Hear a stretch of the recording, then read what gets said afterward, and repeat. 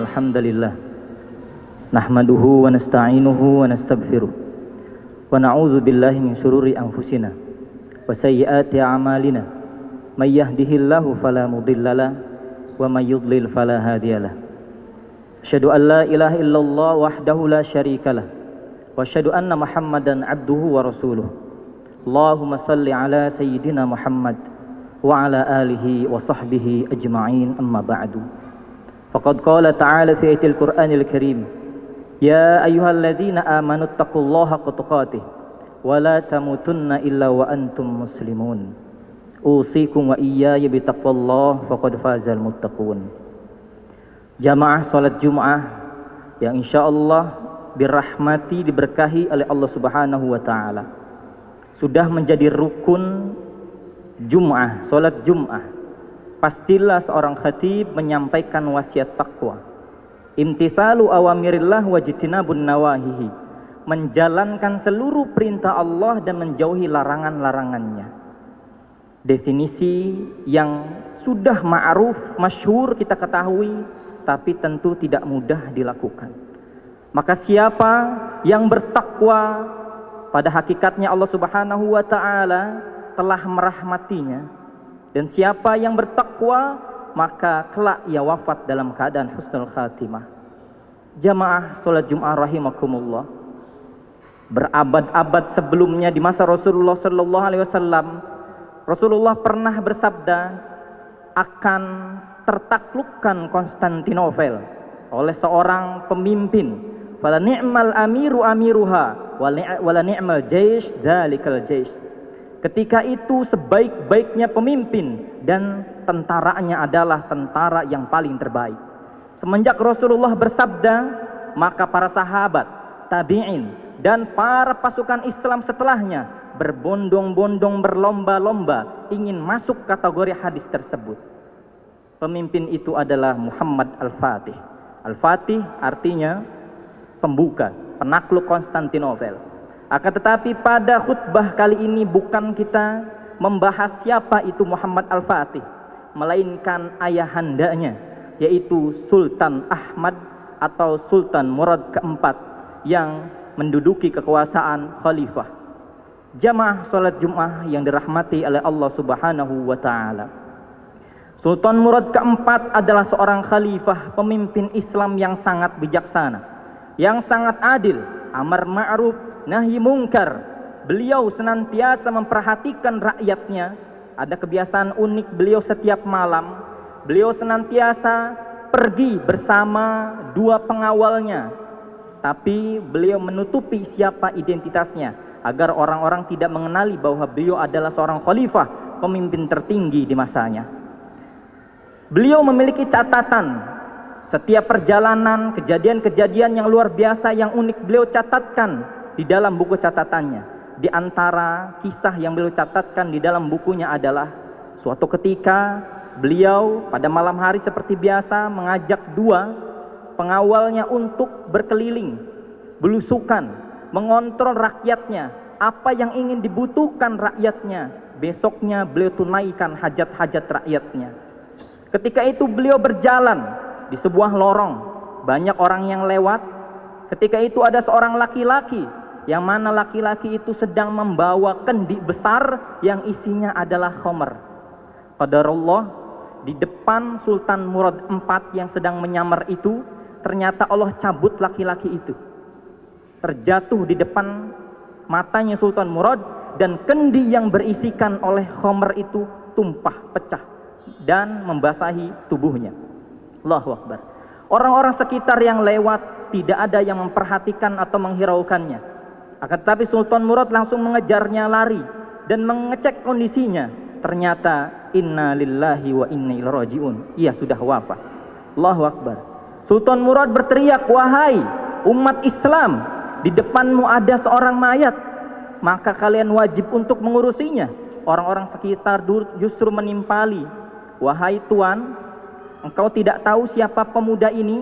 Dia ini orang fasik, orang yang banyak dosanya. Mungkin dia masuk neraka saat ini juga. Setiap hari dia berzinah, setiap hari dia meminum khamr. Coba lihat, tubuhnya dilumuri oleh khamr. Apakah Anda tidak lihat?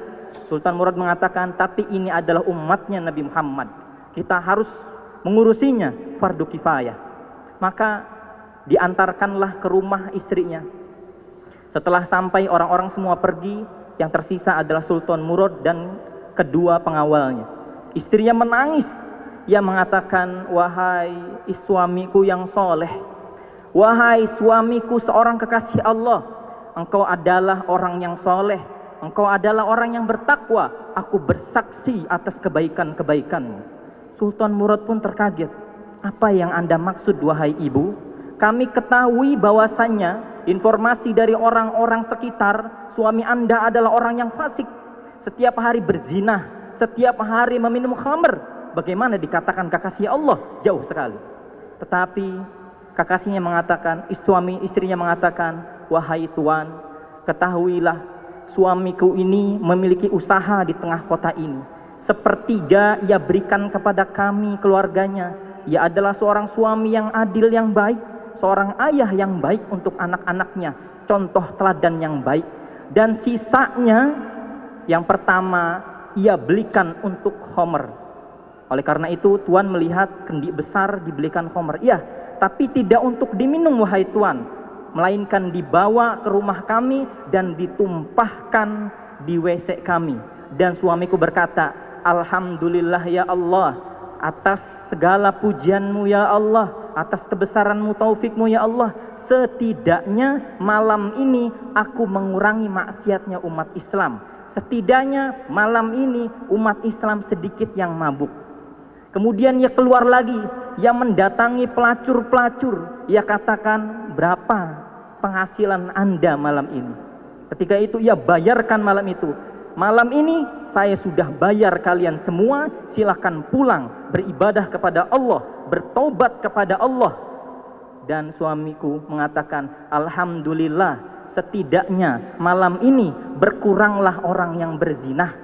Setidaknya aku meringankan malam ini kemaksiatan umatnya Nabi Muhammad SAW. Maka aku, istrinya, mengatakan, wahai suamiku tercinta, bagaimana orang-orang di luar hanya mengetahui zahirnya saja? Engkau membeli khamr, engkau mendatangi pelacur, padahal engkau tidak meminum khamr, padahal engkau tidak berzina. Bagaimana jikalau suatu saat engkau wafat dan tidak ada yang mengurusi? Ternyata terjadi seperti saat ini, tidak ada orang yang mau mengurusi. Allahu Akbar. Tapi suamiku tersenyum dan mengatakan,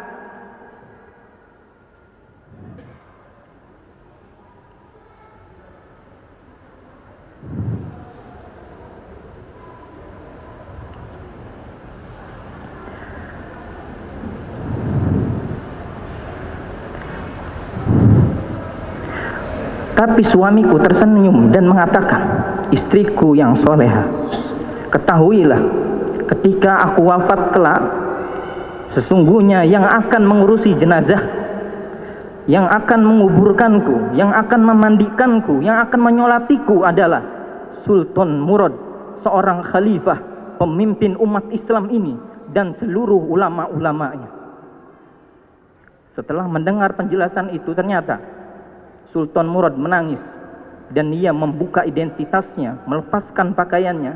Wahai ibu, ketahuilah sesungguhnya aku adalah Sultan Murad, dan ketahuilah suamimu adalah seorang kekasih Allah Subhanahu wa ta'ala, dan kami sendiri yang akan memandikannya, kami sendiri yang akan menyolatkannya, dan kami sendiri yang akan mengurusi jenazahnya, dan kami akan mengundang seluruh ulama di sekitar sini untuk mengurusi jenazahnya.